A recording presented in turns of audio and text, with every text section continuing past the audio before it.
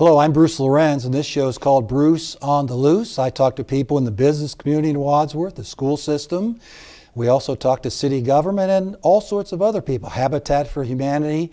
We did the Friends of Woodlawn Cemetery. Today we have Mike Kovack, and longtime Medina County Auditor. That's right, recently retired. Yes, and why don't you tell us about your experiences in the armed forces? Well, that's about 28 years worth. Actually, I did active duty from 85 to 89 on destroyers and minesweepers, and was involved in combat a couple times over there. Actually, we were involved with the very first ever ship-to-air missile takedown, and the largest naval battle since World War II in Operation Praying Mantis in the Persian Gulf when the Iranians mined the Gulf. So for a young kid from Wadsworth, very, very exciting thing. I came home, got off active duty, and did 4 years in the reserves over in Akron, and was the CO of a reserve unit there. And then I got out of the military for 8 years. I was on what was called Individual Ready Reserve, and so they told me only call you if we go back to, if we have World War III. And then 9/11 happened. I came home from work one day and I hadn't heard a thing from the Navy in 8 years, and there was an envelope on my letter from the Department of the Navy saying, report to your nearest recruiting station. Welcome back. And so they mobilized me within the year for the Iraq conflict, and I got mobilized 4 times over the next 10 years with the Navy in those situations. So yeah, interesting. Got to travel the world many times over. So again, for a kid from Wadsworth, it was a great opportunity. Thank you for your service. You're welcome. Did you take some of those lessons you learned in the armed forces? Could you apply some of those to public service? Oh, absolutely. I was an officer in the Navy, and so, when as a 22-year-old, I was managing a department, a division of about 22, 25 people, $2 million budget, military is interesting. There's a lot of management by screaming that's done there. So you can learn positive lessons and negative lessons, and learn different ways to get along with people there. So yeah, absolutely. A lot of the lessons that I learned in the military, I was able to bring with me to the auditor's office for sure. How long did you serve as Medina County Auditor? 30 years, just a little bit over 30 years. January 1993, I came into office after Ferris Brown became a commissioner. And so yeah, I didn't expect to be there that long, but I thoroughly enjoyed my time there. And how many employees does work through the auditor's office? We have 21 full-time employees as of a week or so ago, and 4 part-time employees. We run one of the tightest auditor's offices per capita in the state, if not the most frugal. And so yeah, a fair number of employees, but far, far fewer than many other counties our same size. Yeah, I would have guessed there would have been more. I would have guessed it would have been double, but I would have been wrong, I guess. Right. What about, could you break down maybe 4 or 5 main duties and responsibilities of the auditor's office? Yeah, actually, there's 2 main duties that the auditor's office does. Number one, I was the chief fiscal officer for the county, and so every dollar that came into the county, every dollar that went out, came through our office, and we had to track it and make sure it met a number of different standards. We also did payroll for the 1,200 county employees. So the second big aspect of the county auditor's office is to value real estate, and to take in the tax rates for all the different entities in the county. There's 85,000 parcels of real estate in the county, and so and there's about 4,000 new construction items that go on every year. So that's a major job that we take care of. So those are the 2 biggest items that we do. We do some other things like dog licensing. People know about weights and measures. We're responsible to make sure that everything that is sold in the county meets certain specifications, and we run the IT in the county and a few other things. But chief fiscal officer, chief assessing officer are the 2 major things that the auditor's office does. Seems like Medina County has had over the years a gradual growth. There's been businesses moving in, schools have seen their populations go up, housing. Is that the way you saw it from your office? That it's a gradual growth within the county? I don't know if I'd say gradual. When I came into office in '93, I think we had 90-something thousand people in the county. We're now at about 180-something, so we've doubled in size over that time frame. We're the 8th largest county in Ohio right now, so that's, you get outside the big 5 cities, we're right there. So it has been a constant flow, and again, all of that growth hit the auditor's office much more so than most other offices in the county and city, school, and county offices. So I don't know that I'd say it's gradual. It's certainly consistent and an awful lot of it. What about the process whereby a political entity would need more money? Like the old folks home or a school district, how long in advance would they have to contact your office to get the process going? They need to, and the state legislature just changed these laws recently, but they have to be on the ballot they have to submit their paperwork by 75 days of whenever the election is.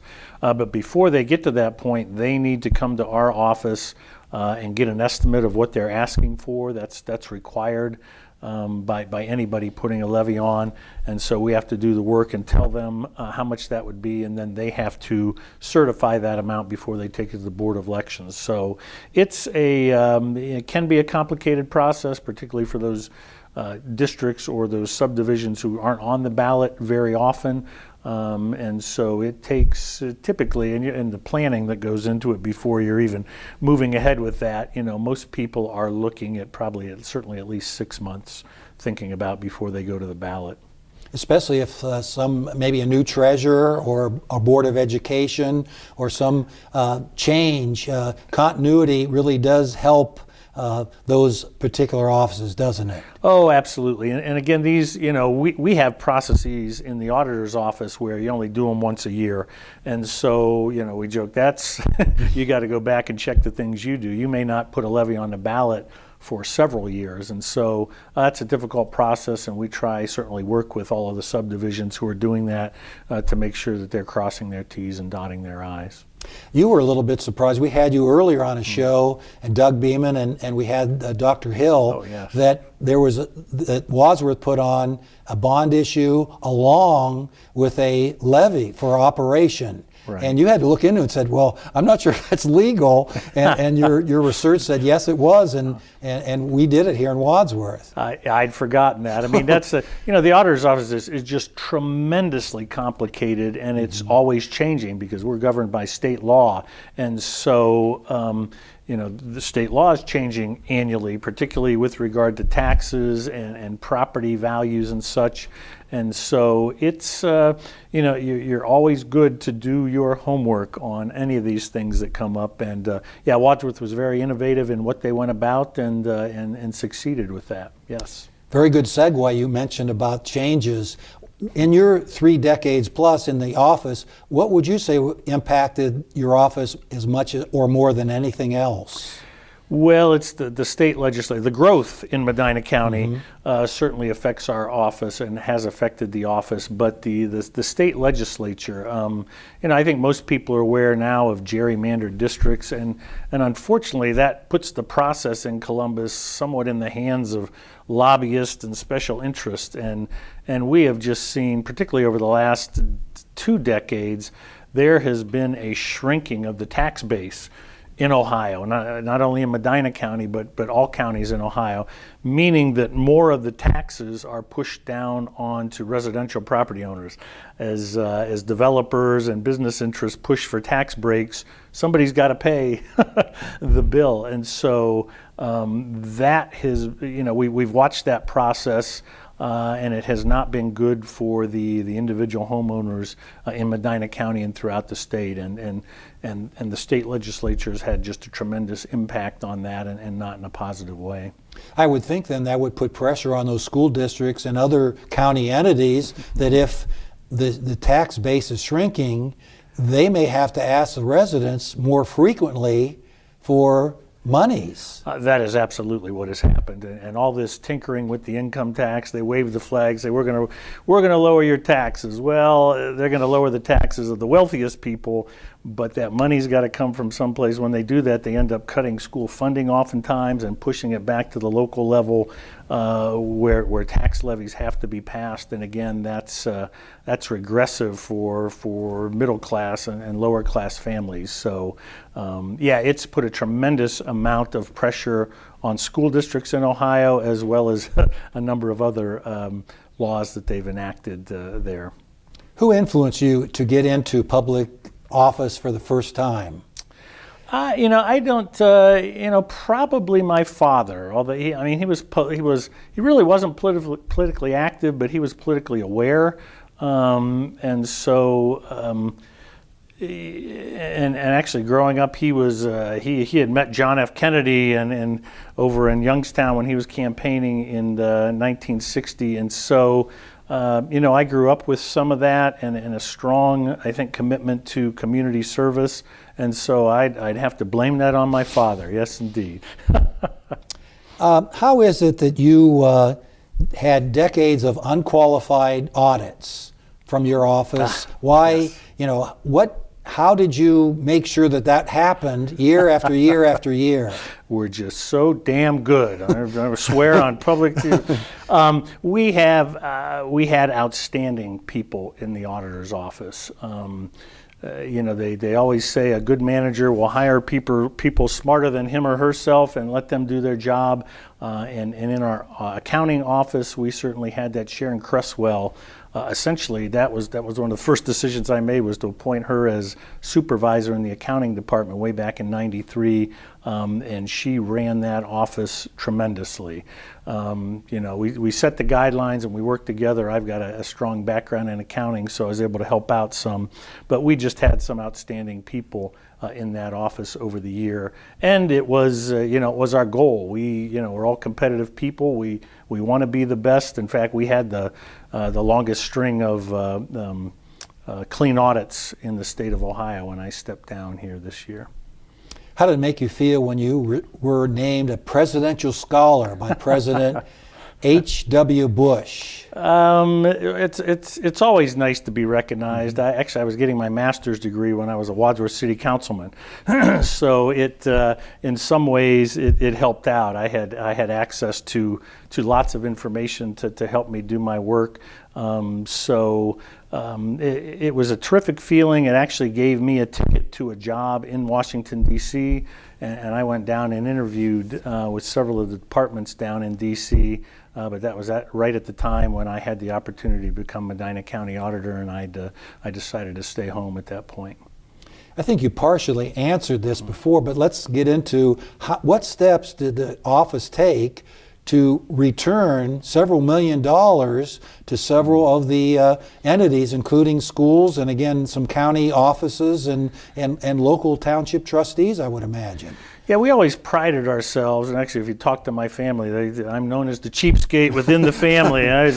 But it's a philosophy of being frugal too. I noticed that among my parents. Both my parents were children of the Depression, right? They were born soon afterwards. And so that's a philosophy that I embraced. And also, I never wanted to be in a situation personally where I had to do things because of the money. So essentially, you save, right? You live below your means and put money aside, and so you're in good shape. And we followed that same philosophy at the auditor's office. Actually, that's, of all the accomplishments we had, my last budget at the auditor's office was only 3% more than the year before I came into office in 1992. I mean, during that same time frame, the county budgets tripled.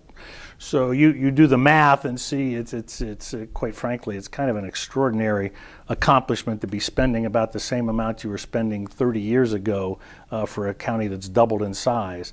And so because of that frugality with taxpayers' money, people always say, it's not your money, you're spending it however, but we certainly didn't have that philosophy there, and people knew it.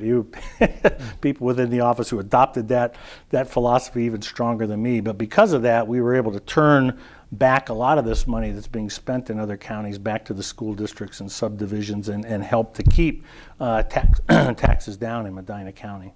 And what were some of the comments? Were those people and those entities surprised and say, "Are you sure? Did I have something that I ate something sour or something?" Because it doesn't usually happen that way. No, I think the first time we did it kind of surprised people, but we consistently did it, and I think there came to be somewhat of an expectation that we were able to turn that back once we completed our reappraisal work. So yeah, definitely the school districts who took the majority of that, there certainly was an appreciation, and we had a strong commitment to the public school districts here in Medina County also to work with them to help them out. And so yeah, they certainly appreciated it. And is the Career Center, would they be, if they need money, they have to go ahead and ask separately, but it would be county-wide compared to like a Cloverleaf or Buckeye? Yeah, actually the Career Center is a separate school district, separate entity. It is the 8th school district in Medina County, and so they're included in the refunds. They pay, everybody who collects taxes pays a percentage of those taxes into any auditor's office in the state to appraise real estate, because the reason we do it is to be able to tax it for the benefit of these entities. So when we refund, we're actually giving them the money that they gave to us back to them. We'd often hear when we'd refund the money, no good deed goes unpunished. How come you don't give that money back to the taxpayers? It's like, well, they didn't pay it to us. The school districts, the cities, the park district, they paid that to us to be able to appraise the real estate, and so we had to pay that back to them. So yes. Speaking of appraisal, could we break down, someone has just moved to Medina, let's say, from the Cuyahoga County, and how would they go about getting their tax duplicate for 2023 or further down the road? They don't need to do a thing. That's taken care of for them. Okay. And we, when we appraise property or reappraise property or appraise for new construction, we typically notify those people. And then, the real impact is the tax bill. We always say most people really don't care about the appraised value. They care about the taxes. And my mother was a realtor for a long time, and I would, when we do a reappraisal, I'd often call her and say, "Hey, Mom, we're going to value your property $180,000. What do you think?" She goes, "Oh yeah, that's about." And I knew it was low. We were typically, whenever we reappraise, we're often low. So, "Oh, that sounds about right." When she'd get her tax bill, she would call her son to complain about that tax bill. So, but people don't need to do anything on their own. It's we get a report of all new construction in the county through most of the entities, the townships, the cities, and the county, and we send people out in the field to take a look at that. We review plans, and then we have to put a value on that. We appraise it, we notify the folks, and then that value is assessed against whatever tax rate has been passed in that community. So that's how the process works there. With COVID, a lot of people made home improvements on their own. It was a situation where people weren't really moving as much as maybe we'd saw it earlier, and then there was a spike in real estate interest rates, so that kind of thawed things out a little bit. If someone's going to put on an addition, would that have to go through your office to get looked at and added to the tax duplicate? And it's somewhat confusing for the taxpayer, because they're either going to go to their city, or if they're out in the townships, typically it's either the township or the county to get permission to build that structure, whatever it may be. We get a copy of those permits then, and that's what triggers us to go out and take a look at them for appraisal purposes. But there's two separate two separate processes there. One is to make sure it's built safely and according to standards, and that falls upon the building departments. And then for us, it's to set the market value of that structure. We tried to partner up numerous years back so that there'd be one entity going out, but the building inspectors get paid a lot more than my people, so it was it didn't really work out. But so we get notified of all those items by the other governmental entities that are looking at them, and that triggers our review of that. It's kind of a misconception. People think that their property is valued dollar for dollar. They have to, they go ahead and Yes. receive their bill, and they may not be happy, as your mom wasn't. But the situation is that it's like a 35% reduction from the state. Is that correct? Yeah, that's and it's somewhat confusing, and I'm not necessarily a big fan. I always joke, if you have a house that's worth 200, or let's use 100,000. The taxable value of that house is 35,000. So I always say the difference between your appraised value and your taxable value. This is the value where we attempt to make you think that it's worth less for tax purposes. But it's a process that came about through a Supreme Court case. And actually, the state legislature, bless their hearts, are now looking at changing that. There's a bill down in Columbus right now that would restructure some of the things in that taxation and again shift the tax burden again, quite frankly, unfortunately.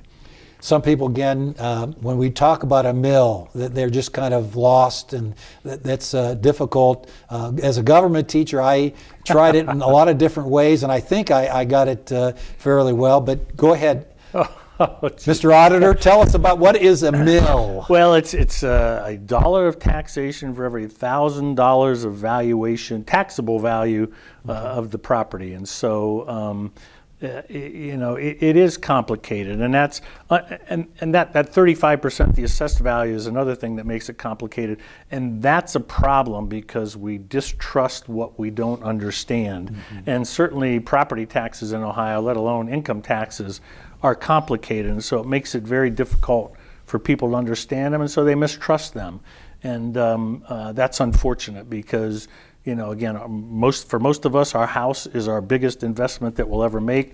We're paying that tax bill. Nobody likes it, but you like to understand, how it comes about and what's being paid. And unfortunately, it's tremendously complicated and probably being made more complicated by the state legislature as we speak. Medina County is very unique. We have your office return money to political subdivisions. We have a McDack levy for drug prevention and enforcement, and we have a school fund that helps schools to build. Did your office have anything to do with McDack or the school fund? The school, the sales tax for schools. Steve Hambley and I chaired that levy back, I forget how long it's been now, probably close to 20 years. And so it's still the only one of its kind in the state, and that helps to keep Medina County school facilities up to date. It spreads, it takes some of that burden off the property tax.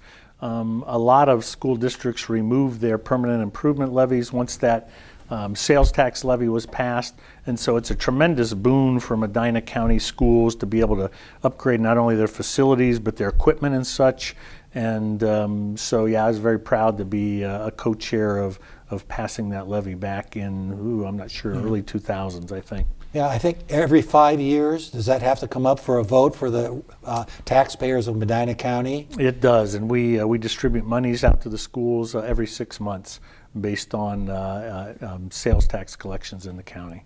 And that really could help with burdensome, with overcrowded in Brunswick, Medina, Wadsworth. I mean, it really could assist in reducing what the local property taxpayers are asked to fund. Oh, it has. It certainly has, and it's also been a funding mechanism for a lot of the schools try and build with assistance from the state, and the schools need to ante up part of that money, and that the sales tax distributions have certainly helped with that, with upgrading facilities all throughout Medina County for the school districts. Let's talk about one of your favorite activities, the dog licenses. Yeah. How about, why is it important that we license dogs in Medina County? Well, first and foremost, it's the law throughout Ohio. And again, second of all, because if you own a pet, most of us have strong feelings about our pets. And if those pets get lost, their dog license really is their ticket home. There's hundreds of dogs that that become strays in Medina County every year, and the vast majority of those are reunited with their owners by tracking down their dog tag. And so it's the right thing to do for your dog. All of those license fees that are paid go to fund the Medina County Animal Shelter, which takes care of stray dogs in the county. And so it's it's a tight loop. That money goes to service the animals for which you're buying the tag. So it's a nice funding mechanism. We might plug the dog shelter. I received my fine furry friend and good walking partner there, and there's a lot of nice dogs there. Oh yeah, we always say and we would do this typically every January. If you're looking to buy a dog, there's strays out there that need a home, and so typically those dogs who have lost their way or been out in the wild, they make tremendous pets. And so yeah, the Medina County Animal Shelter, the SPCA, there's numerous animal protection groups in the county that have strays up for adoption. And I would strongly recommend that if you're looking to get a dog, that's a great place to get a dog that will treat your family well. Mike, I learned a lot today, and that's partly the reason I do these shows. And thank you very much for your service, not only in the armed forces, but certainly in Medina County. You really did a great deal for the county and other governments, and I certainly appreciate it. And I'm sure other people appreciate it very much too. Well, thank you very much, Bruce. It's been my pleasure. Thanks for viewing Bruce on the Loose, and we'll be back next week with another show. Thanks for viewing.